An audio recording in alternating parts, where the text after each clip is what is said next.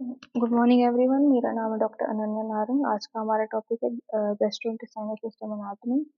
तो जीआई जो ट्रैक्ट होता है क्या होता है, बेसिकली एक होलो मस्कुलर ट्यूब है, खाली मसल का बना ट्यूब है जो कि चालू होता है ओरल कैविटी से और खत्म होता है एनस से। अब खाना जो होता है हमारा ओरल कैविटी में आता है।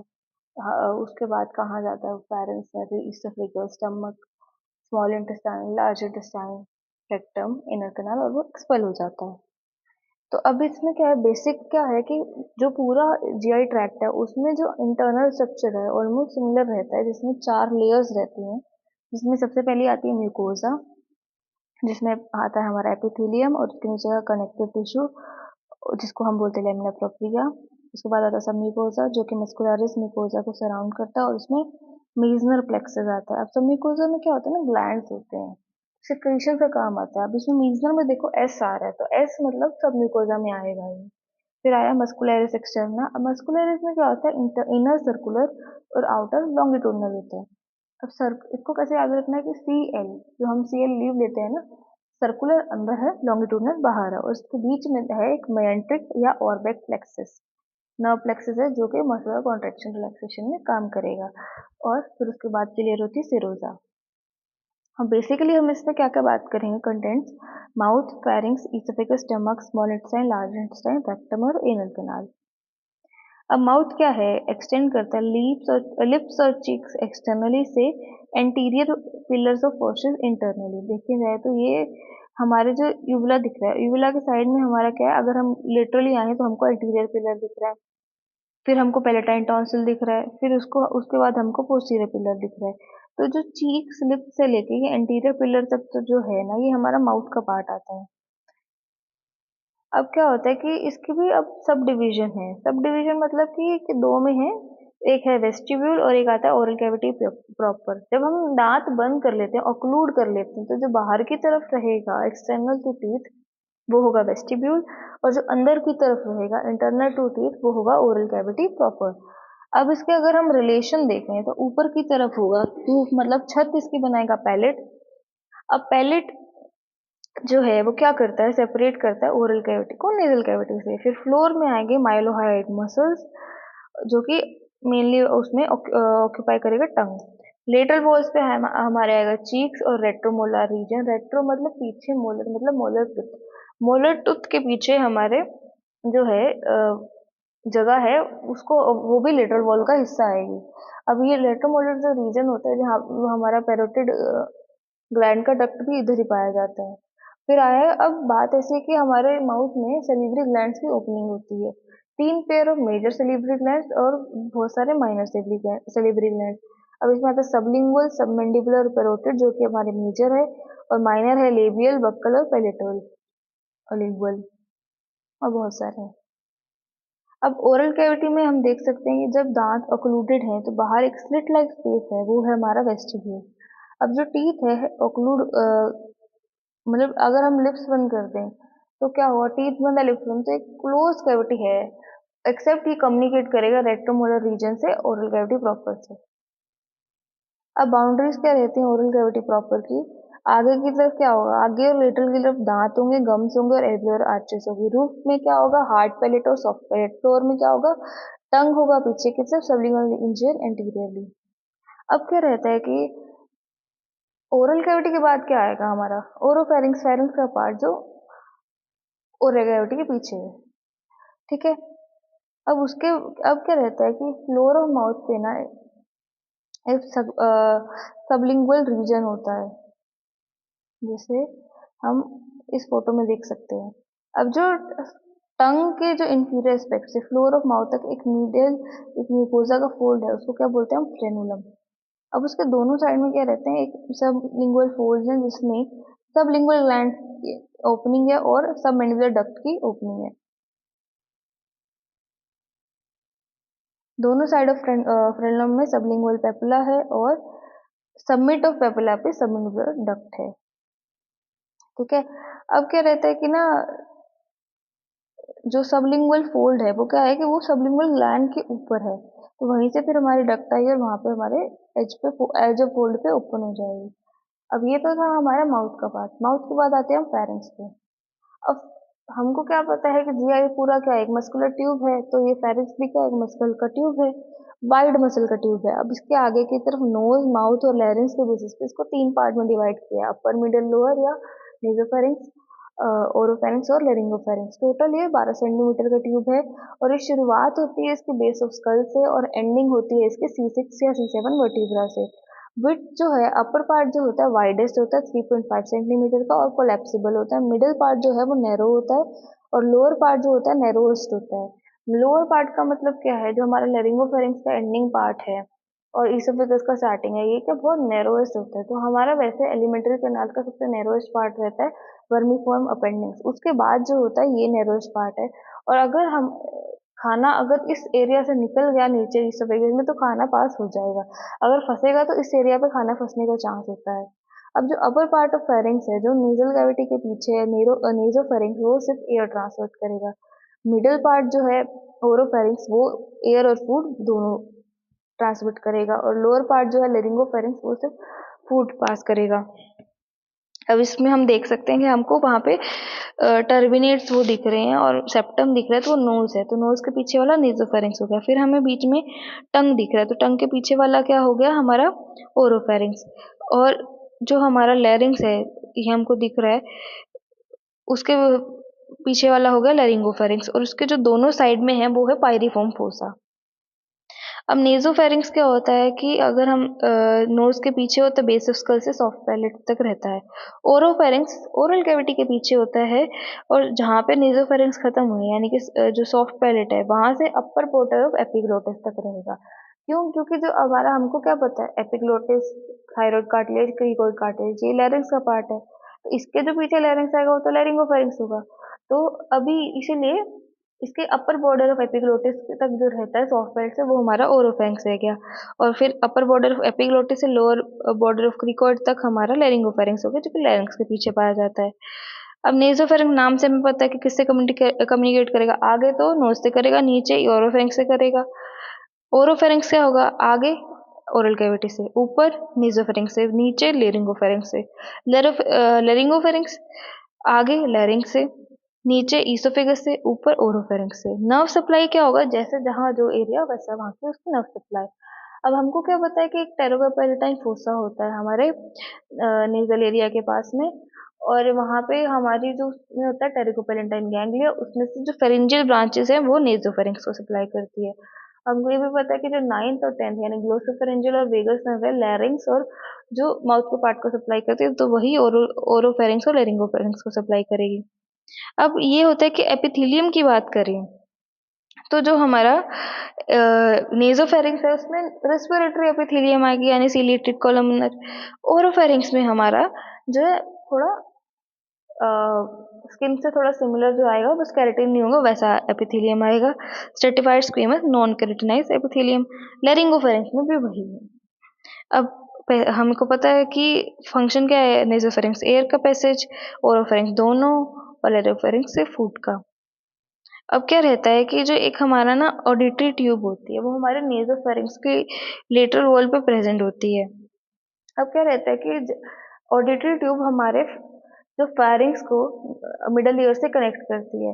अब इसको क्या है, पेटेंट होना जरूरी है। अगर ये अपनी पेटेंसी लॉस कर दे तो क्या होगा, जो हमारे माउथ का इन्फेक्शन है ना, वो हमारे मिडल ईयर में आने लग जाएगा, और उसमें फिर एक फ्लूइड भर जाएगा, और इस कंडीशन को हम सीरस ओटाइटिस मीडिया कहते हैं।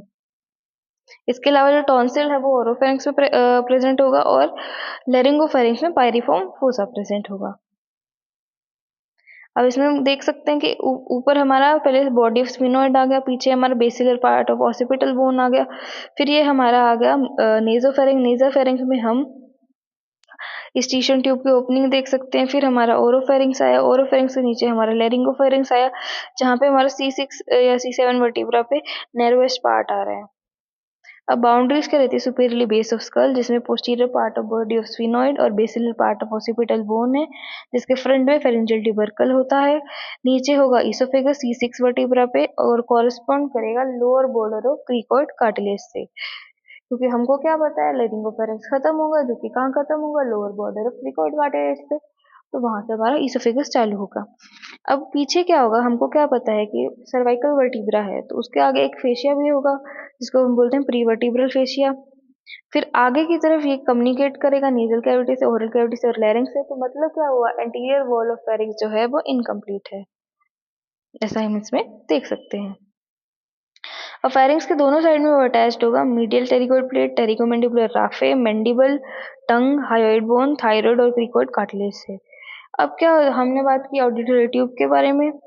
अब क्या होता है कि दोनों तरफ ना साइड में common carotid, internal carotid, external carotid और क्रेनियल नर्व रिलेटेड होती हैं।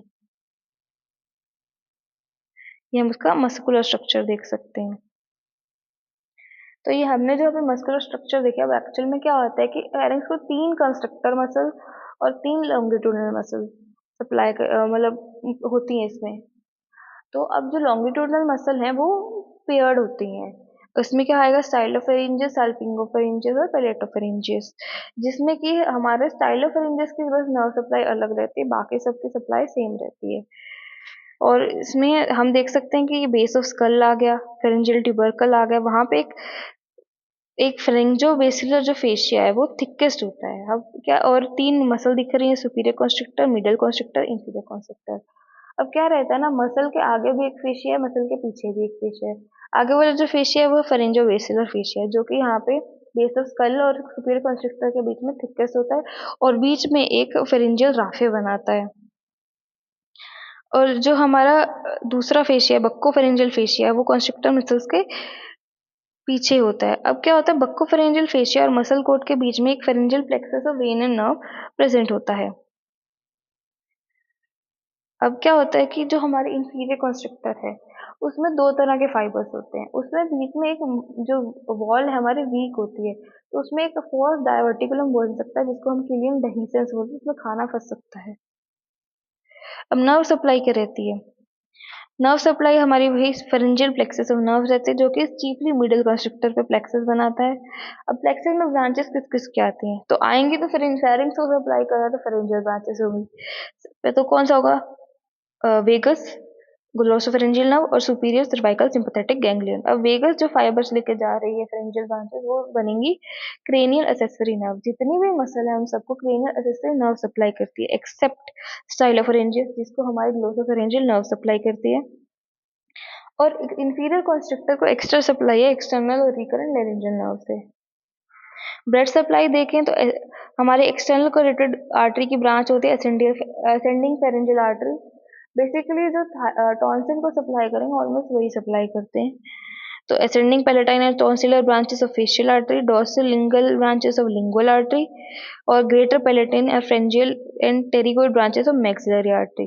तो हमारे एक्सटर्नल कैरोटिड आर्टरी की क्या ब्रांचेस है, लिंगुअल, फेशियल, मैक्सिलरी और असेंडिंग फेरेंजियल आर्टरी। तो बेसिकली वही सप्लाई कर रही है। अब वेन आएगा, क्या होगा कि जो वेन फेरिंग्स के पीछे और लेटरल की तरफ एक प्लेक्सस बनाएंगे, वो प्लेक्सस जो है बाद में फेरिंग्स को सप्लाई कर फेरिंग्स से ब्लड ड्रेन करेगा।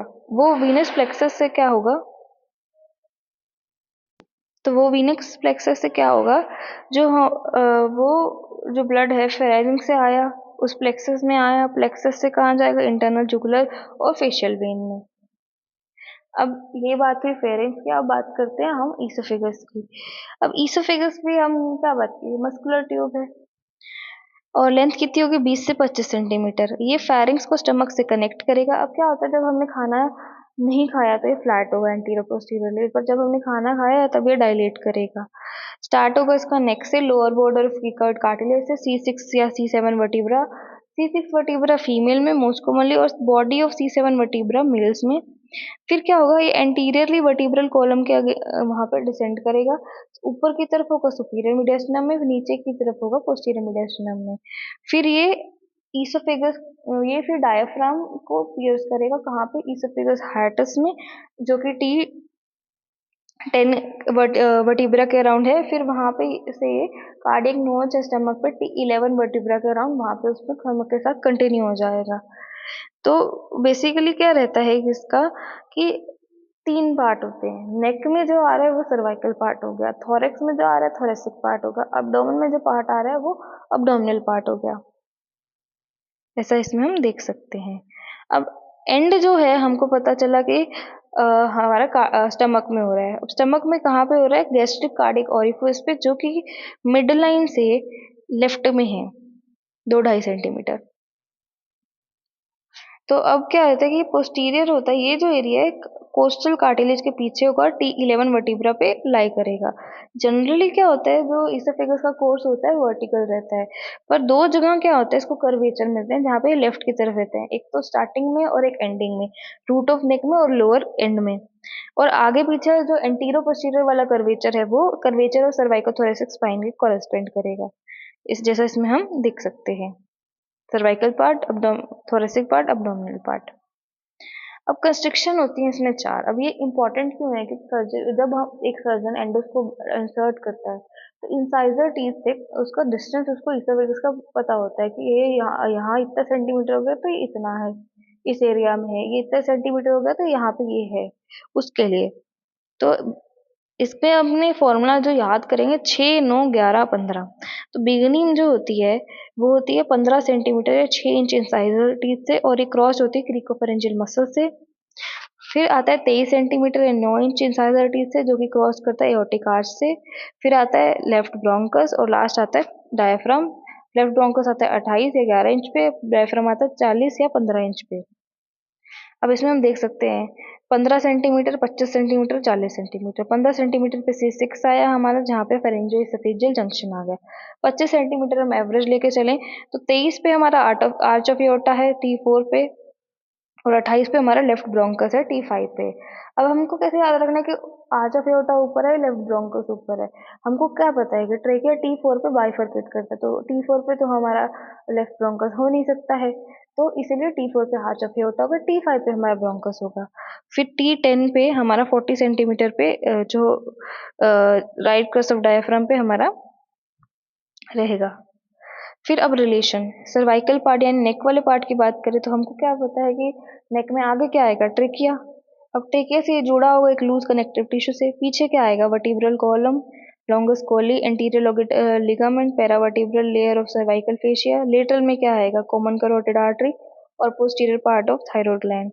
अब इंफीरियर नेक में क्या आएगा? जहाँ पे मतलब क्या होता है कि इंफीरियर नेक मतलब नेक का नीचे का एरिया जहाँ पे जो ईसोफेगस है लेफ्ट में डेविएट कर रहा है, तो वहां पे क्या होगा? क्योंकि लेफ्ट में डेविएट कर रहा है तो वो कैरोटिड शीथ के क्लोज होगा। कैरोटिड शीथ और थायरॉइड ग्लैंड जो है उससे पास में होगा कंपेरेटिवली राइट साइड के। अब इस फोटो में हम देख सकते हैं सेकेंड वाले में, ये पोस्टीरियर सरफेस का है उसका। तो जो राइट के स्ट्रक्चर है थोड़ा लेफ्ट में दिखेंगे और लेफ्ट का स्ट्रक्चर राइट में दिखेंगे। तो हम देख सकते हैं कि जो क्योंकि लेफ्ट में टिल्टेड है तो लेफ्ट वाला जो कैरोटिड शीथ है वो उसका नियर बाय है एज कम्पेयर टू राइट वाले के। अब relation of thoracic part of oesophagus, ये क्या है? थोड़ा लेफ्ट ऑफ मिड लाइन में सिचुएटेड होता है। पहले ये सुपीरियर मीडियस्टिनम में रहता है between trachea and vertebral column. फिर ये पोस्टीरियर जाता है बिट आर्च ऑफ एओर्टा से राइट साइड में और पोस्टीरियर मीडियस्टिनम में चला जाता है।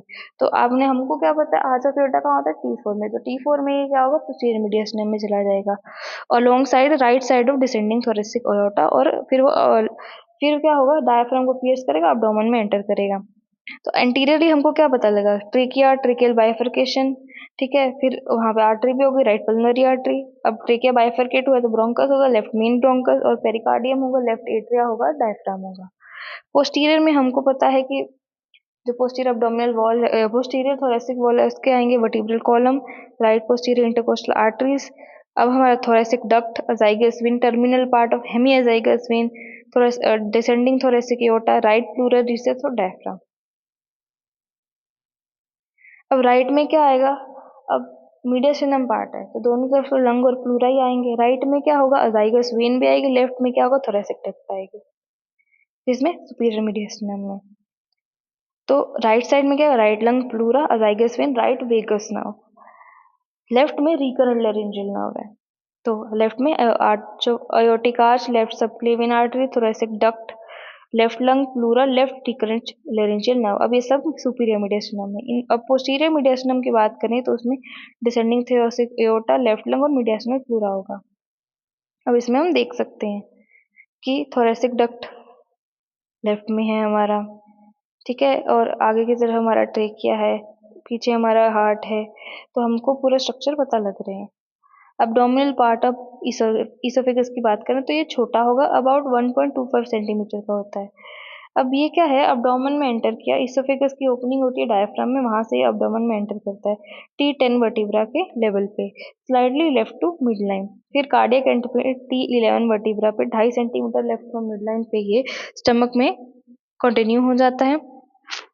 अब जो इसोफेजियल जो ओपनिंग है डायफ्राम की, उसमें सिर्फ इसोफेगस नहीं आता, एंटीरियर और पोस्टीरियर गैस्ट्रिक नर्व्स आते हैं और oesophageal branches of left gastric artery और वेन आते हैं। अब जो ये लेफ्ट गैस्ट्रिक वेन यहाँ से आ रहे हैं ना, ये पोर्टल वेन से कनेक्टेड होते हैं। तो क्या होता है, जब भी पोर्टल हाइपरटेंशन होता है ना, तो ये डायलेट हो जाते हैं और टॉर्चुअस हो जाते हैं, और ज्यादा ही बढ़ गया तो वो रप्चर हो जाता है। तो अपर जीआई ब्लीड का एक मोस्ट कॉमन कारण है। और इस केस में क्या होता है कि पेशेंट को सिम्टम इतना आता नहीं है, अपर जीआई ब्लीड हो जाता है और क्या है, वो एस्पिरेट कर जाता है और वो डेथ हो जाती है। अब ये देख सकते हैं हम कार्डियक एंड में कार्डियक नॉच आ रहा है, वहां पे हमारे इसोफेगस एंड हो जाता है। एनाटॉमिकल रिलेशन, ये फ्रंट जो लेफ्ट क्रस्ट ऑफ डायफ्राम है और inferior surface of left liver lobe है, उसके वो इसके फ्रंट में आता है, मतलब लीवर और डायफ्राम फ्रंट में आएगा। राइट में क्या है, लेसर कर्वेचर के साथ कंटिन्यू हो जाएगा। लेफ्ट में क्या है, फंडस ऑफ कार्डियक नॉच के साथ सेपरेट हो जाएगा, मतलब कार्डियक नॉच से फंडस को सेपरेट कर देगा। आगे और लेफ्ट वाली सरफेस पे पेरिटोनियल कवरिंग होती है। अब जो वीनस ड्रेनेज है, दोनों में होती है, पोर्टल और सिस्टमिक सर्कुलेशन में हमने क्या बताया, लेफ्ट गैस्ट्रिक वेन से पोर्टल वेन में इसका ड्रेनेज है। अब सिस्टमिक सर्कुलेशन में कैसे, हेमियोजाइगस वेन, अजाइगस और सुपीरियर वेना कावा, और ये इसीलिए एक साइट है पोर्टोसिस्टमिक एनास्टोमोसिस का। इसमें हम देख सकते हैं इसोफेजियल वेसिस जो कि डायलेटेड वेन्स है। अब ब्लड सप्लाई में क्या रहते हैं, सर्वाइकल इसोफेगस को हमारा नेक का क्या आर्टरी रहता है, ऑलमोस्ट इंफीरियर थायराइड आर्टरी। और थोरैक्स में क्या आएंगे हमारे ब्रोंकियल और इसोफेगल ब्रांचेस, जो कि डायरेक्ट, अब डिसेंडिंग थोरैसिक ही होता है तो डायरेक्ट उसी से ब्रांचेस आएंगी।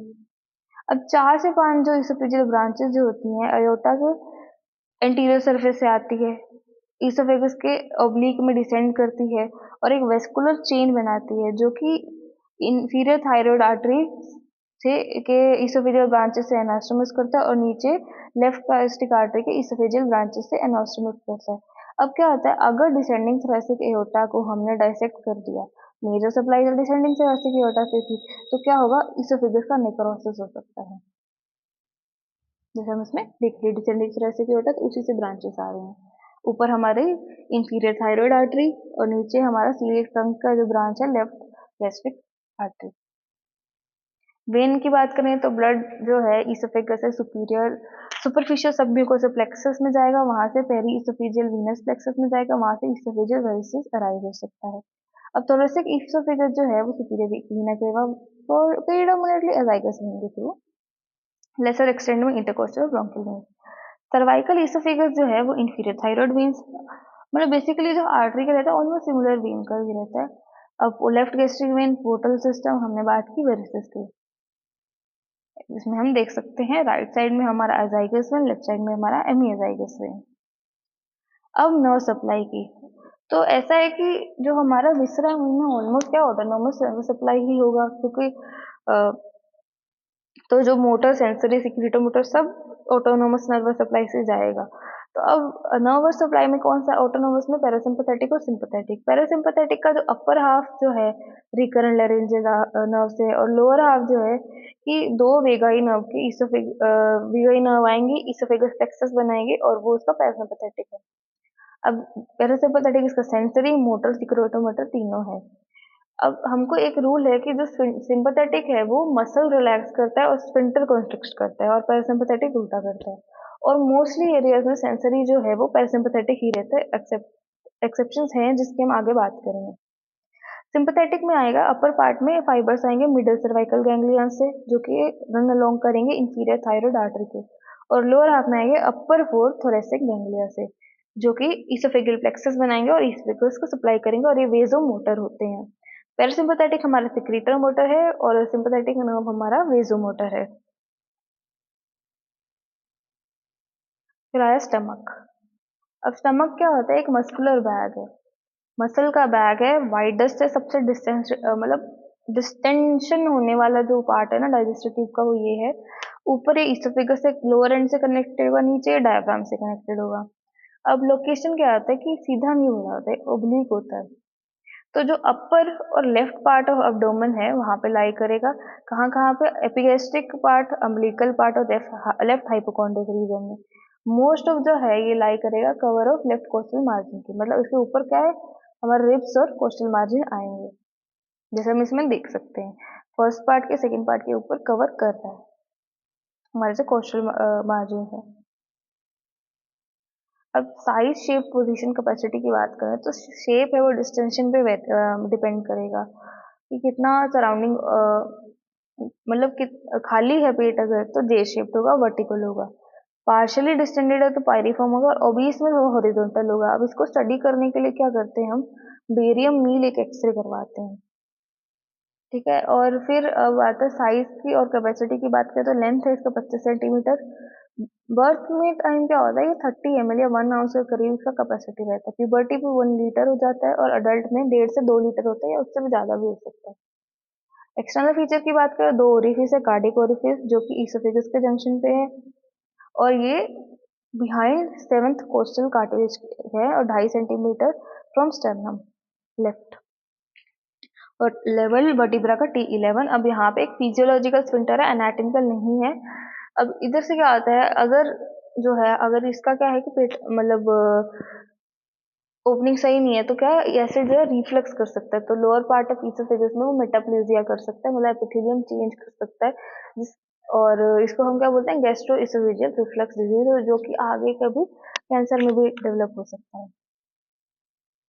अब इसमें हम देख रहे हैं ईसोफेगस आया, उसके बाद कार्डियक ओरिफिस कंटिन्यू हो गया, ऊपर का पार्ट फंडस, मेजर पोर्शन हमारा बॉडी, फिर आया हमारा पाइलोरिक एंट्रम जो कि डायलेटेड पार्ट है, फिर पाइलोरिक कैनाल, फिर हमारा पाइलोसिस जो कि कंस्ट्रक्टेड पार्ट है। ऊपर की तरफ हमारा लेसर कर्वेचर, नीचे की तरफ हमारा ग्रेटर कर्वेचर।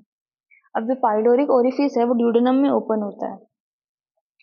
क्या होता है कि सुपाइन पोजीशन में ये 1.2 centimetre right to mid line होता है, L1 वर्टिब्रा पे लाई करता है ट्रांसपाइलोरिक प्लेन में, और इसमें एक कंस्ट्रिक्शन होती है जिसको हम पाइलोरिक स्फिंक्टर बोलते हैं, जो कि अगर हम टच करके देखें तो फॉर्म होगा नोड्यूल की तरह, और जो प्री पाइलोरिक वेन है वो आगे जाएगी इस कंस्ट्रिक्शन के।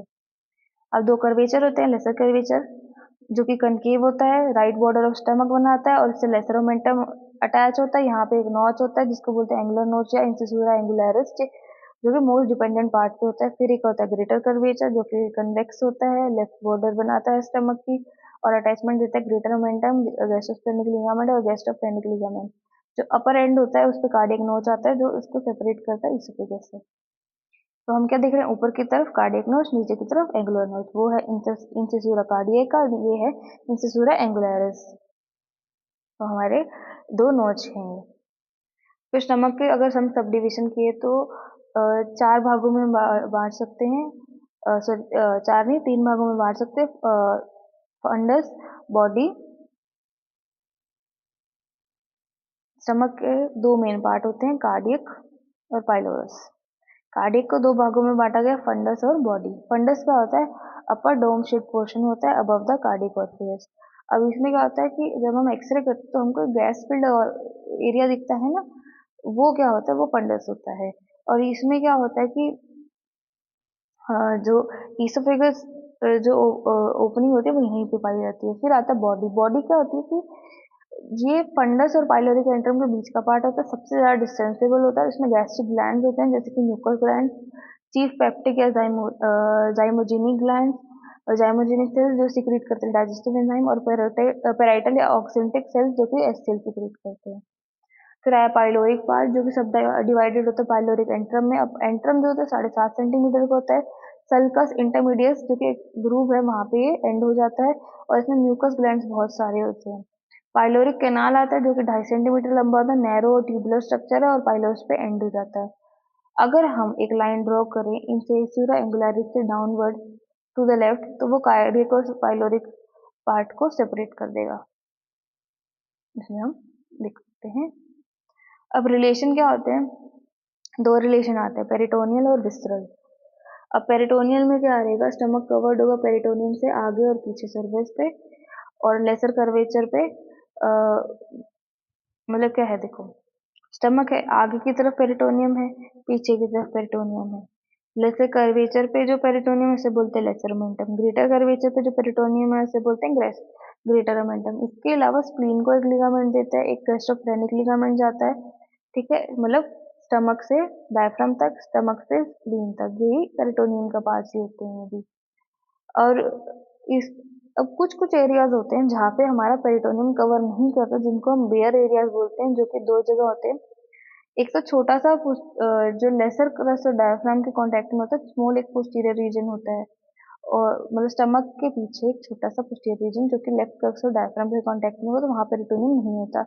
और जो एरियाज अलोंग दोनों कर्वेचर है वहाँ पे पेरिटोनियम प्रेजेंट नहीं होता। अब इस फोटो में हम देख सकते हैं कि जो हमारा ग्रेटर ओमेंटम है वो पीछे की तरफ फोल्ड हो रहा है, जैसे अगर हम देखे माने कि कुर्ता है, तो हमने फोल्ड कर दिया और पीछे की तरफ चला गया, तो ये ग्रेटर ओमेंटम हमारा ऐसा रहता है। ग्रेटर ओमेंटम में हमारा गैस्ट्रोस्प्लेनिक, गैस्ट्रोस्प्लेनिक और गैस्ट्रोकोलिक लिगामेंट आ गए। लेसर ओमेंटम में हमारा हेपेटिकोड्यूडेनल और हेपेटिको गैस्ट्रिक लिगामेंट आ गए। ये उसी का फोटो है, सिमिलर सिमिलर। विसरलेशन में हमको क्या समझ आता है, आगे की तरफ क्या है, लिवर, डायफ्राम और एंटीरियर एब्डोमिनल वॉल। इसके अलावा ट्रांसवर्स कोलोन भी होता है, हमारा जो ट्रांसवर्स कोलोन है वो ओब्लिक स्ट्रक्चर है, तो वो इसके आगे भी आता है। अब डायफ्राम जो है स्टमक को सेपरेट करता है, मतलब क्या होगा, स्टमक अगर अंदर से बाहर जाए, स्टमक फिर डायफ्राम, फिर हमारा लेफ्ट प्लूरा और पेरिकार्डियम, फिर 6 to 9 रिब्स, तो ऐसे रहता है। तो इसमें हम देख सकते हैं liver, area related to diaphragm, ऊपर उसके कोस्टल मार्जिन। अब ये एंटीरियर व्यू का मतलब एंटीरियर जो रिलेशन है उसका एक 3D इमेज है। अब पोस्टीरियर रिलेशन जो होता है स्टमक के, उनको हम स्टमक बेड कहते हैं, और ये सेपरेटेड होते हैं स्टमक से वाया लेसर सैक। अब क्या होता है कि इसमें क्या क्या स्ट्रक्चर आते हैं। सबसे पहले तो डायफ्राम, लेफ्ट किडनी, लेफ्ट, अब हमको पता है लेफ्ट साइड है ऑर्गन, तो लेफ्ट वाले ऑर्गन से आएंगे ना, क्या होते हैं, किडनी, सुप्रारेनल ग्लैंड, पेनक्रियाज। इसके अलावा हमने बात की ट्रांसवर्स मीजोकोलोन और स्प्लीनिक फ्रैक्चर ऑफ कोलन। अब उसके अलावा स्प्लीनिक आर्टरी और स्प्लीन कभी कभार इंक्लूड हो जाता है वाया, पर ये सेपरेटेड रहता है ग्रेटर सैक से। इसमें हम ये देख सकते हैं कि पीछे की तरफ किडनी, स्प्लीन, तो ये ऑर्गन्स रहेंगे। तो ये पोस्टीरियर व्यू, ये पेनक्रियास का, ये किडनी का, स्प्लीन का, डायफ्राम का, सुप्रारेनल ग्लैंड का और मीजोकोलोन का। अब एक ट्रॉबे स्पेस आती है, इसमें क्या रहता है कि जो हमारी लेफ्ट कोस्टल मार्जिन होती है और जो लेफ्ट लंग बॉर्डर होता है स्टमक के ऊपर, वहां पे क्या होता है, नॉर्मली रेजोनेंट नोट आता है परकशन पे, पर अगर स्प्लीनोमेगेली हो गई या प्लूरल डिफ्यूजन आएगा तो डल नोट आएगा। फिर आया ब्लड सप्लाई। अब ब्लड सप्लाई जो रहती है हमारी सीलियक ट्रंक से रहती है स्टमक की। सीलियक ट्रंक जो है हमारे अब्डोमिनल एओर्टा से निकलता है, उसकी 3 ब्रांचेस आती है, left gastric artery, splenic artery और कॉमन हिपेटिक आर्टरी। अब लेफ्ट गैस्ट्रिक जो आर्टरी आती है वो हमारा जो कार्डियक पार्ट और upper part of body supply करता है। अब ये लेफ्ट गैस्ट्रिक आर्टरी जो है आगे ऊपर इसोफेजियल ओपनिंग से लोअर पार्ट ऑफ इसोफेगस को भी सप्लाई करता है। फिर आज स्प्लीनिक आर्टरी जो है वो पोस्टीरियरली जाती है और स्प्लीनिक ब्रांचेस देती है, स्प्लीन को भी सप्लाई करती है। उसके अलावा हमारी जो कॉमन हिपेटिक आर्टरी आती है वो डिवाइड करती है प्रॉपर, पहले वो एक ब्रांच देती है सुपीरियर पेनक्रियो ड्यूडेनल आर्टरी जो ड्यूडेनम को सप्लाई करती है, उसके बाद वो डिवाइड करती है कॉमन हिपेटिक आर्टरी, फिर वो प्रॉपर हिपेटिक आर्टरी में कन्वर्ट हो जाती है। तो बेसिकली ये हमारा स्टमक का सप्लाई रहता है। फिर लिम्फेटिक्स ऑलमोस्ट सिमिलर है आर्टेरियल सप्लाई से, कि coeliac left gastric nodes, hepatic nodes और उनसे जाएगा पाइलोरिक नोड्स, उनसे जाएगा हमारे सीलियक नोड्स में। अब नर्व सप्लाई में देखें तो सिंपैथेटिक हो गई T6 to T10, greater splanchnic nerve से सीलियक और हिपेटिक प्लेक्सस बनाएंगे और वो जो है आर्टरीज के लॉन्ग ट्रैवल करेंगे स्टमक के पास। फंक्शन क्या होंगे हमको क्या पता है, वेजोमोटर होगा, मोटर होगा पाइलोरिक स्फिंक्टर का क्योंकि सिंपैथेटिक है, कंस्ट्रिक्ट करेगा स्फिंक्टर को, बाकी मसल को इनहिबिटरी होगा और पेन सेंसेशन कैरी करेगा। और पैरासिम्पैथेटिक नर्व की बात करें तो वेगस नर्व से होगा। अब दो वेगाई क्या है, इसोफेजियल प्लेक्सस बनाते हैं, वहां से निकलता है एंटीरियर गैस्ट्रिक नर्व जो कि मेनली लेफ्ट वेगस से निकलता है। अब इसकी होती है ब्रांचेस गैस्ट्रिक और पाइलोरिक। गैस्ट्रिक जो है सप्लाई करते हैं एंटीरियर फंडस और बॉडी को, और पाइलोरिक जो है एंट्रम और पाइलोरस को। अब पीछे की तरफ आएगी पोस्टीरियर गैस्ट्रिक जो कि मेनली राइट वेगस से बनती है। अब उसमें आएगी गैस्ट्रिक ब्रांचेस जिसमें आएगा पोस्टीरियर फंडस, बॉडी और एंट्रम, और सीलियक ब्रांचेस जो सीलियक प्लेक्सस बनाएगा। फिर फंक्शन क्या रहेंगे इसके, वही मोटर और सिक्रेटोमोटर, गैस्ट्रिक मोटिलिटी को स्टिमुलेट करेगा, गैस्ट्रिक सिक्रीशन बढ़ाएगा, पाइलोरिक स्फिंक्टर को पैरासिम्पैथेटिक इनहिबिटरी रहेगा, जैसा इसमें हम देख सकते हैं। अगर पहले जीआरडी केसेस में क्या होता था कि हम ये जो नर्व्स हैं ये इसको हम लाइगेट कर देते थे या कट कर देते थे ताकि हमका जीआरडी का इतना दिक्कत वो कम हो जाए, एसिड सिक्रीशन कम हो जाए, पर वही सेम काम हमारा प्रोटॉन पंप इनहिबिटर कर देते हैं, तो अब ये प्रोसीजर नहीं किया जाता। फिर आती है स्मॉल इंटेस्टाइन। अब स्मॉल इंटेस्टाइन में क्या रहता है कि जो पाइलोरस है उससे इलियोसिकल जंक्शन है उस तक एक्सटेंशन होता है, 6 मीटर का होता है, सबसे लंबा होता है। और ये मेल्स में, मेल टू फीमेल कंपेयर करें तो मेल्स में लंबा होगा, लिविंग टू कैडावर कंपेयर करेंगे तो कैडावर में लंबा होगा। डिवाइड करें तो ड्यूडेनम 25 सेंटीमीटर और ये फिक्स्ड होता है एक्सेप्ट अपर और उसका लोअर पार्ट। फिर जेजनम अपर 2/5 मोबाइल होता है और इलियम लोअर 3/5 मोबाइल होता है। अब लार्ज सरफेस एरिया होता है इसके अंदर, क्यों? क्योंकि इंटेस्टाइन का लेंथ बड़ा है और सर्कुलर फोल्ड्स होते हैं जिनको हम क्या बोलते हैं, प्लाइके सर्कुलरिस, और इसके अंदर विलाई और माइक्रोविलाई होते हैं। अब जो सर्कुलर फोल्ड्स हैं वो सेकंड पार्ट ऑफ ड्यूडेनम से चालू होते हैं और जेजुनम में प्रोमिनेंट होते हैं, और टर्मिनल इलियम या डिस्टल इलियम में बहुत ही कम या नहीं के बराबर होते हैं। अब विलाई क्या होता है, फिंगर लाइक प्रोजेक्शन, 1 से 2 mm लॉन्ग होगा, ड्यूडेनम और जेजुनम में पाया जाएगा। बेसिकली अब्जॉर्प्शन जो होता है ज्यादा वो इधर ज्यादा होता है, जितना भी खाना अब्जॉर्ब होता है बेसिकली वो इलियम में होता है। और जो वाटर और इलेक्ट्रोलाइट है वो हमारा कोलोन में एब्जॉर्ब होता है। तो अगर जैसे हम इलियोस्टोमी एक प्रोसीजर होता है उसका जो स्टूल होगा वो हमेशा लिक्विड ही होगा, जो कोलोस्टोमी का होगा उसका ड्राई होगा। अब इसमें स्पेशल ग्लैंड्स और लाइनिंग्स पाई जाती है जैसे कि क्रिप्स और ट्यूबरकुलम, जो कि ट्यूबरकुलर ग्लैंड्स और विलाइस के बीच में और एंजाइम्स और म्यूकस सिक्रीट करते हैं। फिर ब्रूनर्स ग्लैंड जो कि क्या होता है, ड्यूडेनम के सब म्यूकोजा में पाए जाते हैं जो कि म्यूकस सिक्रीट करते हैं। फिर एपिथेलियम टर्नओवर जो होता है ये 2 से 4 दिन बाद क्या है, माइटोसिस होता है और ये हमारा एपिथेलियम रिप्लेस हो जाता है। इसलिए हमने देखा कि कभी भी इंटेस्टाइनल कुछ एपिथेलियल इंजरी हो तो वो हमारे सही हो जाती है। अब एपिथेलियम क्या होती है, कोलमनर होती है और उसमें गोबलेट सेल्स होते हैं। लिम्फोइड टिश्यू में क्या रहता है, सोलिटरी फॉलिकल्स होते हैं। अब ये सोलिटरी फॉलिकल्स क्या है, लिम्फोइड टिश्यू को मतलब वो एग्रीगेटेड वो लिम्फोइड सेल्स ही हैं। तो अब ये क्या होता है, स्मॉल इंटेस्टाइन लार्ज इंटेस्टाइन में दोनों में होते हैं पर ज्यादा लार्ज इंटेस्टाइन में होते हैं। पियर्स पैचेस जो हैं वो मोस्टली इलियम में पाए जाते हैं जो कि एग्रीगेटेड फॉलिकल्स होते हैं। अब ये क्या आते हैं, टाइफॉइड फीवर के केस में अल्सरेट कर सकते हैं। फिर एक लेक्टियल्स आते हैं, लिम्फेटिक वेसल्स होती हैं जो क्या करते हैं, बिलाई से अब हमारा फैट अब्जॉर्ब हुआ, फिर वहां से वो फैट क्या है इसमें लेक्टियल्स में चला जाता है और फिर वो लिवर में जाता है। ब्लड सप्लाई, अब सप्लाई होती है इसकी जेजुनल और इलियल ब्रांचेस जो कि सुपीरियर मेजेंटिक आर्टरी से। अब हमारा क्या होता है, फोरगट, मिडगट और हाइंडगट रहता है। तो जो भी मिडगट के पार्ट होते हैं ना वो सुपीरियर मेजेंटिक आर्टरी से सप्लाई होते हैं, जो हाइंडगट के होते हैं वो इंफीरियर मेजेंटिक आर्टरी से होते हैं। तो इसलिए क्योंकि मिडगट का पार्ट है तो ये सुपीरियर मेजेंटिक आर्टरी से सप्लाई हो रहे हैं। इसमें आते हैं आर्टीरियल आर्टरीज, वेसा रेक्टा और submucosal plexus. Nerve supply T9 to T11 coeliac और सुपीरियर मेजेंटिक प्लेक्सस से। वही बात पेरिस्टालसिस इनहिबिट करेगा, स्फिंक्टर कंस्ट्रक्ट करेगा। पैरासिम्पैथेटिक में देखें तो वेगस नर्व आएगी, पेरिस्टालसिस स्टिमुलेट करेगी, स्फिंक्टर रिलैक्स करेगी। और दो प्लेक्सस है, हमने क्या बात की थी शुरू में, सबम्यूकोजल जो लाइनिंग में है वो है मीजनर जो कि सिक्रीशंस कंट्रोल करेगा, मसल्स के बीच में वो है मियांटिक या ऑर्फिक। फिर आया ड्यूडेनम। ड्यूडेनम छोटा होता है, वाइड होता है, मोस्ट फिक्स पार्ट होता है स्मॉल इंटेस्टाइन का, 25 सेंटीमीटर का होता है, सी शेप लूप होता है। अब इस सी के बीच में क्या होता है, हेड ऑफ पेनक्रियाज आते हैं। और ये पाइलोरस टू ड्यूडेनोजेजुनल फ्लेक्सर तक एक्सटेंड करता है, लोकेटेड होता है अम्बिलिकस के ऊपर, L1 to L3 वर्टिब्रा के अपोजिट। मोस्टली रेट्रोपेरिटोनियल होता है, फिक्स होता है एक्सेप्ट बोथ एंड्स पे। इसमें हम देख सकते हैं कि ये हमारा ड्यूडेनम है, सी शेप्ड ऑर्गन है, उसके बीच में हमारा पेनक्रियाज है। पार्ट्स ऑफ ड्यूडेनम, इसके 4 पार्ट होते हैं, फर्स्ट, सेकंड, थर्ड, फोर्थ। पहला पार्ट जो होता है सबसे छोटा होता है, 5 सेंटीमीटर का, और इसका जो प्रॉक्सिमल हाफ है वो मोबाइल होता है क्योंकि वो पेरिटोनियम से एरिटरी कवर्ड होता है। डिस्टल पार्ट में पेरिटोनियम नहीं होती तो वो फिक्स रहता है। क्या रहता है कि जिस पे भी पेरिटोनियम होगी वही मोबाइल होगा, बाकी फिक्स होंगे। रिलेशन में क्या आएगा, अब आगे की तरफ हमको क्या पता लगता है कि लीवर है, क्वाड्रेट लोब ऑफ लीवर आएगा, गॉल ब्लैडर आएगा।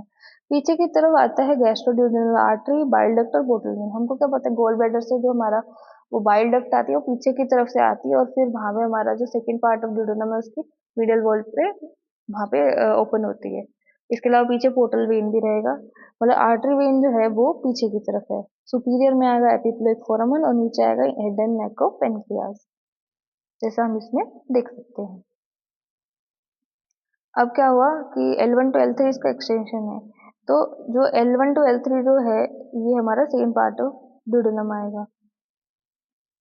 तो अब ये 7.5 सेंटीमीटर का होता है। रेट्रोपेरिटोनियल है तो फिक्स्ड होगा। अब इसमें इंटीरियर फीचर में आएंगे मेजर ड्यूडेनल पेपिला जो कि बाइल और पेनिट्रेटिव डक्ट की ओपनिंग होती है, माइनर डक्टल पेपिला जिसमें एक्सेसरी पेनिट्रेटिव डक्ट होती है, और प्लाइका लॉन्गिट्यूडनालिस जिसमें लॉन्ग फोल्ड होता है मेजर पेपिला का के बिलो। इसके रिलेशन में क्या रहेगा, आगे की तरफ वही लीवर, ट्रांसवर्स कोलोन और ट्रांसवर्स मेसोकोलोन और जेजुनम, पीछे की तरफ किडनी, रीनल वेसल, आईवीसी, श्वासनलिक, पेरिटोनियल जो भी है।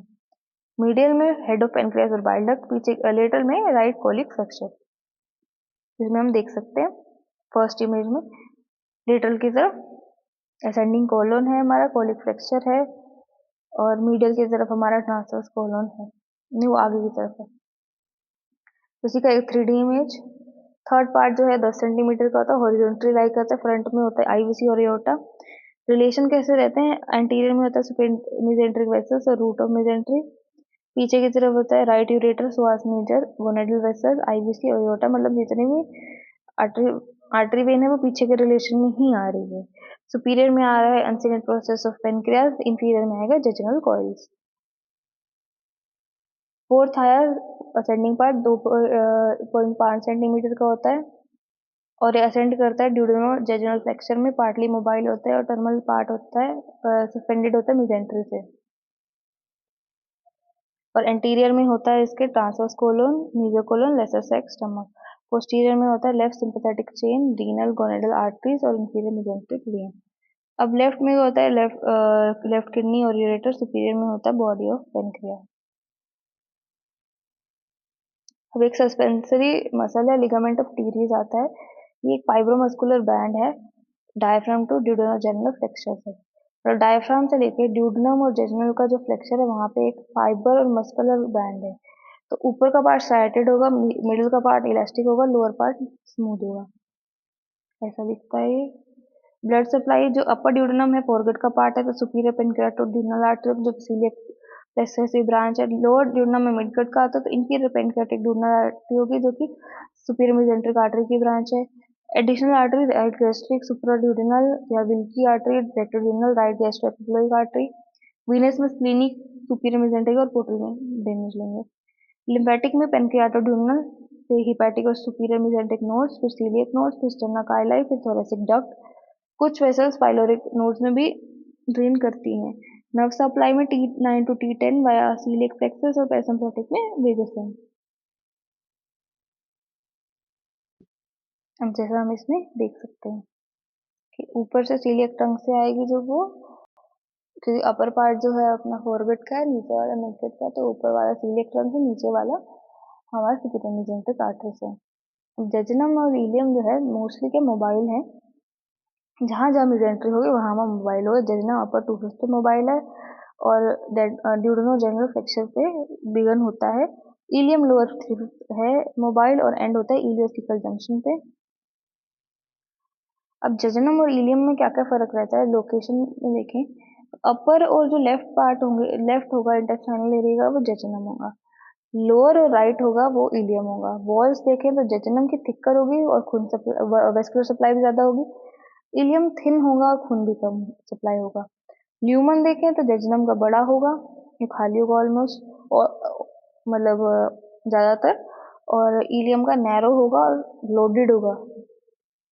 मेजेंट्री देखें तो मेजेंट्री में क्या, जेजुनम में विंडोज होंगी, फैट कम होगा, आर्टीरियल आर्केड्स होंगे और वाजा रेक्टर लंबा और प्योर होगा। मेजेंट्री इलियम के केस में कोई विंडो नहीं होगा, फैट ज्यादा होगा, आर्टीरियल आर्केड ज्यादा होंगे 3 से 6, और वैसा रेक्टर छोटा होगा, ज्यादा न्यूमरस होगा। जो सर्कुलर मस्कुलर फोल्ड हैं जेजुनम में बड़े होंगे और क्लोजल होंगे, इलियम में छोटे होंगे और स्पार्स होंगे। विलाई जो है जेजुनम में बड़ा होगा, थिक होगा और अबंडेंट होगा, इलियम में शॉर्ट होगा, थिनर होगा और लेस अबंडेंट होगा। मतलब इलियम में छोटा छोटा ज्यादा है, जेजुनम में बड़ा बड़ा ज्यादा है। पीएस पैचेस इलियम में होंगे और जो सोलिटरी लिम्फोइड फोलिकल्स हैं वो इलियम में ज्यादा होंगे।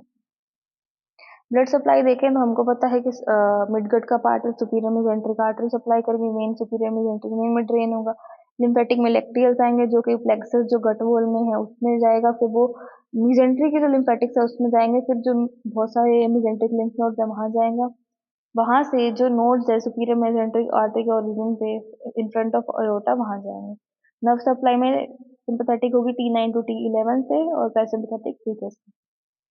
अब एक मेकल डाइवर्टिकुलम आता है। एम्ब्रियोलॉजिकली क्या रहता है कि बीटल और इंटेस्टाइनल डक्ट मिलता है जो क्या है बाहर निकलता है। अब जब बच्चा पैदा होता है नहीं, बच्चा जब 6 वीक ऑफ इंट्रायूटरल लाइफ में होता है तो वो डिसअपियर हो जाता है, पर कुछ केसेस में वो प्रेजेंट रह सकता है। तो हमारे जितने भी क्या होता है मिडगट का जो अबनॉर्मलिटीज होती हैं उसमें क्या रहेगा, सबसे पहले पेरिअम्बलाइकल डर्लिटिंग पेन आएगा और उसके बाद उसके साइड पे जाएगा। तो इसके इसमें भी वैसा ही आता है। तो अब इसमें क्या आता है कि जो अपेंडिक्स का पेन है उसका पेन सिमिलर होता है। तो क्या है, अभी हम एक सर्जन ने अपेंडिक्स का डायग्नोसिस बनाया, अपेंडिक्टमी करनी थी, उसने ओपन किया, देखा अपेंडिक्स तो नॉर्मल है, तो फिर वो क्या करता है 2 फीट इलियम खींचता है, बाहर निकालता है और चेक करता है कि मेकल डायवर्टिकुलम तो नहीं है। ठीक है। तो अब इसका एक रूल ऑफ टू होता है कि 2% सब्जेक्ट्स में होता है, 2 इंच से 5 सेंटीमीटर लंबा होगा, 2 फीट या 60 सेंटीमीटर अप्रोक्सीमल होगा इलियोसिकल वाल्व से, और इसका जो डायमीटर है इलियम के इक्वल होगा, और अपेक्स फ्री भी हो सकता है और अम्बिलिकस से अटैच भी हो सकता है, या मीजेंट्री या किसी और अबडोमिनल स्ट्रक्चर से अटैच भी हो सकता है। अब बात आती है लार्ज इंटेस्टाइन की। तो लार्ज इंटेस्टाइन में क्या रहता है कि ये वो स्मॉल इंटेस्टाइन हमारा 6 मीटर का था, ये हमारा 1.5 मीटर का है। तो ये इलोसिकल जंक्शन से एनस तक एक्सटेंड करेगा। इसके पार्ट है caecum with appendix, ascending colon, right colic flexure, transverse colon, left colic flexure, descending colon, sigmoid colon, rectum और एनल कैनाल। अब जनरल जिसका एपिथेलियम होती है अब्सॉर्प्टिव कोलमनर एपिथेलियम होता है और कोई बिलाई नहीं होता है। इसमें गॉबलेट सेल्स होते हैं जो कि क्या है लुब्रिकेशन देंगे। अब सोलिटरी लिम्फेटिक फॉलिकल्स होते हैं जो कि क्या होता है बैक्टीरिया। अब कॉलन में हमको पता है कि हमारा बैक्टीरिया प्रेजेंट होता है, तो जो बैड बैक्टीरिया को से प्रोटेक्शन के लिए हमारे यहाँ वहाँ सोलिटरी लिम्फेटिक फॉलिकल्स प्रेजेंट होते हैं। अब यहाँ पे वाटर और इलेक्ट्रोलाइट्स का स्टोरेज और एब्जॉर्प्शन होते हैं। और जो ये क्या है वाइडर और होता है कैलिबर में स्मॉल इंटेस्टाइन, मतलब उसका डायमीटर अंदर का बड़ा होता है, और स्पेशली बिगिनिंग में। अब इसमें क्या है, इसको पहचानना हो तो इसके फीचर्स हैं टीनिया कोलाई, जो ये 3 रिबन लाइन मसल के बैंड है। अब एंटीरियर वाला होगा उसको लिब्रा बोलेंगे, पोस्टीरो मीडियल या पीछे वाला होगा मीजोकोलिका बोलेंगे, और पीछे लेटरली की तरफ होगा तो ओमेंटालिस बोलेंगे। अब इसमें क्या होता है, इसको हम देखें तो ये रहा, ये जो रिबन वाला स्ट्रक्चर है वो है। फिर ये एपिप्लोइक अपेंडेजेस होते हैं जो फैट के ये वो हैं फिल्ड पेरिटोनियल पाउचेस हैं। और फिर होस्टा होते हैं जो कि ये गोल गोल से सेकुलेशन से हैं, क्योंकि हमने क्या देखा था कि जैजुनम मीडियम को एक्सरे में पता करना हो ना तो जो सर्कुलर ऐसे देखेंगे कंप्लीट होगा, अगर लार्ज इंटेस्टाइन का पता करना होगा तो इनकम्प्लीट से सर्कल से मिलेंगे अपने को। अब ब्लड सप्लाई करें तो मार्जिनल आर्टरी ऑफ ड्रमंड से आती है। मतलब क्या है कि जो हमारा ना ट्रांसवर्स कोलन का देखें हैं तो कुछ हिस्सा हमारा वो मिडगट का होता है, कुछ हिस्सा हाइडगट का होता है। तो जो जो हिस्सा मिडगट का है उसको हमारे सुपीरियर मेजेंट्रिक आर्टरी सप्लाई करती है, जो जो हिस्सा हाइडगट का होता है उसको हमारी इंफीरियर मेजेंट्रिक आर्टरी सप्लाई करती है। अब ये लंबा जो होगा यानी वासा लूंगा और शॉर्ट वासा ब्रीविया आर्टरी सप्लाई करती है वॉल्स को। तो अभी कुछ एरियाज होते हैं जहाँ पे पीनिया नहीं होता है, तो वहाँ पे क्या ब्लड सप्लाई वीक रहती है, तो वहाँ पे हर्निएशन के चांसेस ज़्यादा होते हैं। तो अब इसमें हम देख सकते हैं कि हमारा सुपीरियर मेजेंट्रिक मेजेंट्रिक तो जो नर्व सप्लाई रहती है वो मिडगट की सप्लाई रहती है। तो जो प्रॉक्सिमल 2/3 है वो ट्रांसवर्स कोलन का, उसको सेमी सुपीरियर मेजेंट्रिक आर्टरी का प्लेक्सस ही रहता है, और जो डिस्टल 1/3 है उसको ट्रांसवर्स कोलन का, उसमें हाइंडगट का सप्लाई होती है, उसमें लंबर वायर लंबर प्लेक्सस रहता है। पैरासिम्पैथेटिक दोनों ही पहले केस में वेगस नर्व है, दूसरे केस में पेल्विक स्नेकिंग नर्व या नर्वी रिजेंटिस कह सकते हैं। फंक्शन क्या होता है, पैरासिम्पैथेटिक का कोलोन स्टिमुलेट करेगा, एनल कैनाल रिलैक्स करेगा। सिंपैथेटिक का कोलोन इनहिबिट करेगा, एनल स्फिंक्टर कॉन्ट्रैक्ट करेगा। स्मॉल इंटेस्टाइन और लार्ज इंटेस्टाइन में फर्क क्या रहता है कि एक तो अपेंडिसेस, एपिक्लोई, टीनिया कोलाई और सर्कुलेशन लार्ज इंटेस्टाइन में होते हैं। डिस्टेंस लिबिडिटी और डायमीटर लार्ज इंटेस्टाइन का ज़्यादा होता है। और फिक्सिसिटी देखें तो लार्ज इंटेस्टाइन ज़्यादा फिक्स्ड है, और विलाई जो होते हैं वो स्मॉल इंटेस्टाइन में ज़्यादा प्रेजेंट होते हैं। ट्रांसवर्स म्यूकोजल फ्लूइड्स वो परमानेंट होता है स्मॉल इंटेस्टाइन में, जबकि ओब्लिटरेटेड होते हैं जहाँ जहाँ पे लॉन्गिट्यूडल मसल कोड रिलैक्स हो जाता है। पियर पैचेस मोस्टली इलियम में प्रेजेंट होती है। अब स्मॉल इंटेस्टाइन जो है वहाँ पे इंटेस्टाइन के वॉर्म्स, टाइफॉइड और टीबी का लिए मोस्ट कॉमन साइट है, जबकि लार्ज इंटेस्टाइन अमीबा, एंटामीबा हिस्टोरिटी का, डाइसेंट्रिक ऑर्गेनिज्म और कार्सिनोमा के लिए ज़्यादा है। इफेक्ट्स क्या होते हैं, इन्फेक्शन और इरिटेशन। मतलब क्या होगा, अगर स्मॉल इंटेस्टाइन इरिटेट होगा तो डायरिया होगा, लार्ज इंटेस्टाइन इरिटेट होगा डाइसेंट्री होगा। सीकम की बात करें तो सीकम एक ब्लाइंड सैक है, और ये बिगिनिंग ऑफ लार्ज इंटेस्टाइन, मतलब ये लार्ज इंटेस्टाइन की शुरुआत होती है, और यहाँ पे होता है राइट इलाइक फोसा, वहाँ पे मतलब प्रेजेंट होता है। Length 6 centimetre, breadth 7.5 centimetre. Relation क्या होता है, एंटीरियर में कॉइल्स ऑफ स्मॉल इंटेस्टाइन और एंटीरियर एब्डोमिनल वॉल प्रेजेंट होते हैं। पोस्टीरियर में राइट स्वास मेजर इलाइकस, मतलब क्या है, एंटीरियर में क्या है, हमारे स्मॉल इंटेस्टाइन प्रेजेंट है और एंटीरियर एब्डोमिनल, पीछे हमारे सारे स्ट्रक्चर प्रेजेंट है। सबसे पहले तो मसल आएगी, स्वास और इलाइकस। नर्व्स आएंगे, genitofemoral, femoral, lateral cutaneous nerve of Thai.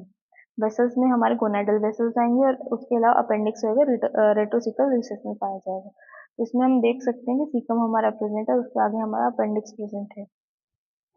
अब ब्लड और नर्व सप्लाई, आर्टीरियल सप्लाई क्या होती है, हमने क्या पता, सुपीरियर मेसेंटेरिक आर्टरी की ब्रांचेस होगी क्योंकि मिडगट का पार्ट है, तो caecal branches of ileocolic artery. Venous drainage में सुपीरियर मेसेंटेरिक वेन में ड्रेन होगा। Nerve supply sympathetic T11 to L1, parasympathetic vagus nerve जो कि सेम है as midgut innervation. Ileocaecal valve, एक जो देखो इलियम जहाँ खत्म होता है और सीकम जहाँ चालू होता है वहां पे क्या है, एक इलियोसिकल वाल्व होता है। जो सीकोकोलिक जंक्शन है उसके पोस्टीरियर मीडियल एस्पेक्ट पे, मतलब सीकम के पोस्टीरियर मीडियल वॉल पे, यहाँ इलियम खत्म होता है, सीकम की ओपनिंग होती है, और ये वेल प्रेजेंट होता है। इसके दो लिप्स होते हैं, upper lip, lower lip. Upper lip horizontal होता है, लोअर लिप जो है लॉन्गर और कंकेव होता है। दो फ्रेनुला होता है, मतलब फ्यूजन जो होंगे लिप्स पे। लेफ्ट वाला जो है एंटीरियर फ्रेनुलम, राइट वाला पोस्टीरियर फ्रेनुलम, जैसा हम इसमें देख सकते हैं। सीकम के अंदर सीकम कटा हुआ है, उसके अंदर हमको इलियोसिकल जो वेल्व दिख रहा है। उसके बाद आता है वर्मीफॉर्म अपेंडिक्स। तो वर्मीफॉर्म मतलब वॉर्म लाइक डाइवर्टिकुला होता है। तो सीकम के जो पोस्टीरियर मीडियल वॉल्स है मोस्ट कॉमनली वहीं से अराइज करता है, 2 centimetre below ileocaecal orifice. Length जो है वेरिएबल होती है, 2 से 20 सेंटीमीटर, एवरेज होगा 9 सेंटीमीटर का। चिल्ड्रन में लंबा होता है, अडल्ट से डायमीटर 5 mm का होगा। ल्यूमन क्वाइट नैरो होता है और ओब्लिटरेट भी हो सकता है मिड लाइफ के बाद। अब क्या होता है, पोजीशन के बेसिस पे इसका रहता है कि अब देखो सीकम के जो पीछे है रेट्रोकोलिक सबसे कॉमन रहता है 12 मतलब घड़ी के अपने देखें तो उसके अकॉर्डिंग अपने देखा है। फिर इलियम के आगे तो प्री इलियल, इलियम के पीछे तो पोस्ट इलियल। ये होगा 3 o'clock पोजीशन। फिर आया अपना प्रोमेंट्रिक, और फिर आया पेल्विक, पेल्विक हो गया 4 o'clock पोजीशन। अब उसके बाद आया मिड इंग्वाइनल, ये आया 6 o'clock पोजीशन, और पैराकोलिक 11 o'clock पोजीशन। सबसे कॉमन हमारा रेट्रोकोलिक होता है।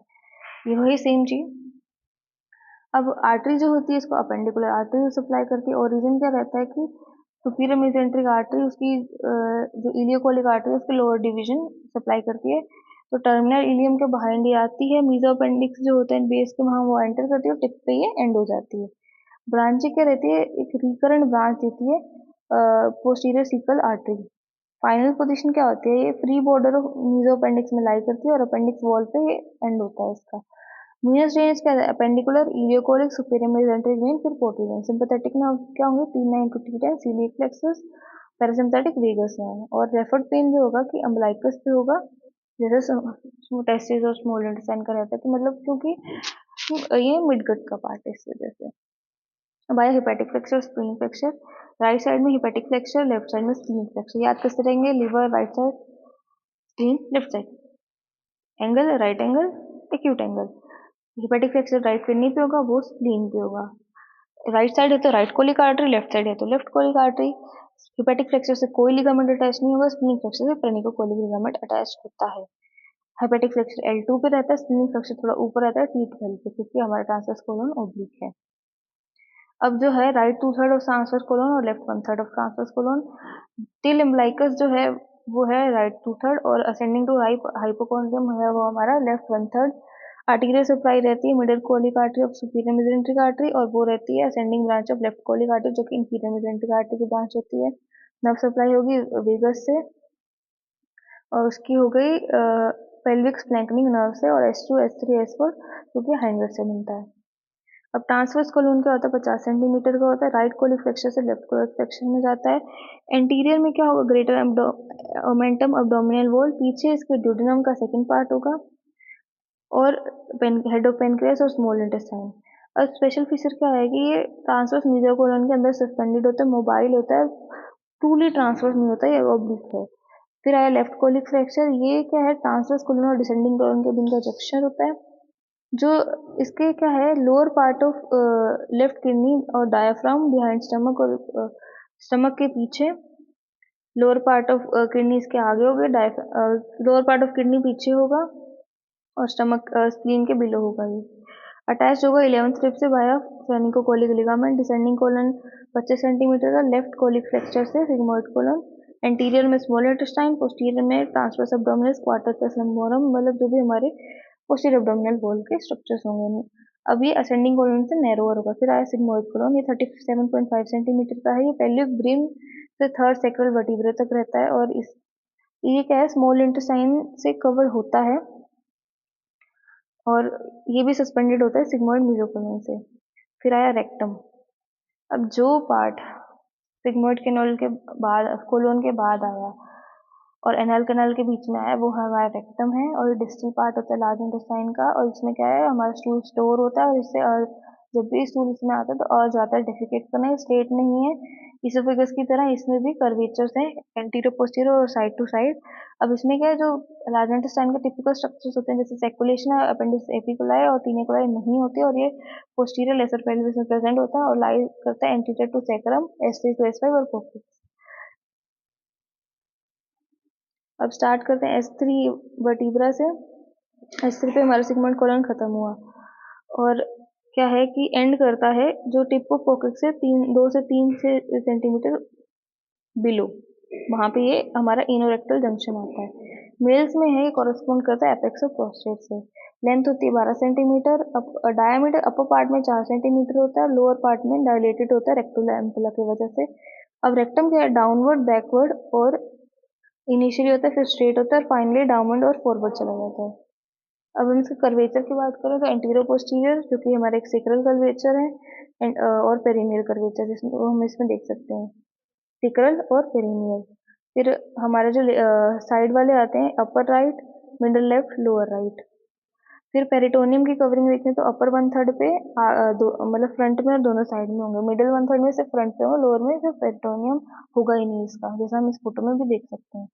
अब रिलेशन में देखें तो अपर जो 2/3 है वो रेसिको-वेसिकल रेक्टो-वेसिकल पाउच जिसमें कॉइल्स ऑफ इंटेस्टाइन और सिग्मोइड कोलन है उससे रिलेटेड होता है। लोअर जो 1/3 है वो यूरिनरी ब्लैडर बेस और ureter seminal vesicle ductus difference और प्रोस्टेट से रिलेटेड है। फीमेल्स में अपर 2/3 recto uterine pouch intestine sigmoid colon जो उसको सेपरेट करे यूट्रस और अपर वजाइना और लोअर 1/3 में लोअर पार्ट ऑफ वजाइना, जिससे हम इसमें देख सकते हैं।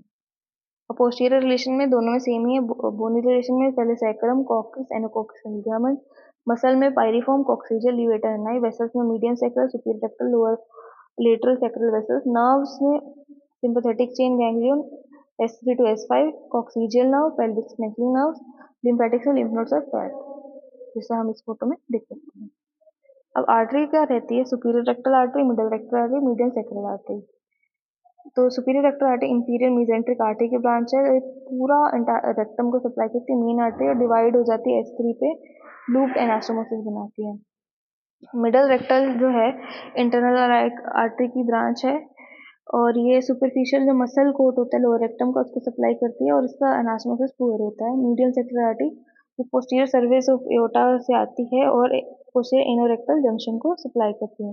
वेन में भी हमारे सुपीरियर रेक्टल, मिडल रेक्टल और मीडियल रेक्टल और सुपीरियर रेक्टल जाती है इंफीरियर मेसेंटेरिक वेन में, फिर स्क्लेनिक वेन में, मिडल रेक्टल जाती है इंटरनल लाइक वेन में, मीडियम रेक्टल जाती है रेक्टोकोमल लाइक वेन में।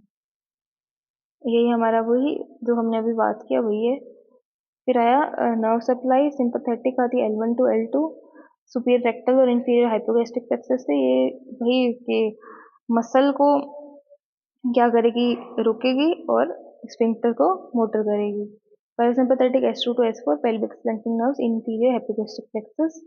सेंसरी में मिक्स दोनों, पैरासिम्पैथेटिक और सिम्पैथेटिक दोनों लेके जाएंगे, पेन दोनों सिस्टम से जाएगा। फिर आया एनाल कैनाल, जो कि इस वीडियो का लास्ट पार्ट है। एनल कैनाल क्या है, पेल्विक डायफ्राम के नीचे होता है, 3.8 सेंटीमीटर का होता है, एक्सटेंड करता है इनोरेक्टल जंक्शन से एनस तक, डायरेक्शन होता है डाउनवर्ड और बैकवर्ड, सराउंडेड होता है इनर वोलेंट्री स्फिंक्टर और आउटर वोलेंट्री स्फिंक्टर से, और ये कैनाल को क्लोज रखते हैं एक एंटीरियर पोस्टीरियर स्लिट में, जैसा हम इसमें देख सकते हैं। अब इनोरेक्टल जंक्शन जो होता है वो मार्क्ड होता है पेरिनियल फ्लेक्सर ऑफ रेक्टम से। ये 2 से 3 सेंटीमीटर फ्रंट में और below the tip of caucus में पाया जाता है।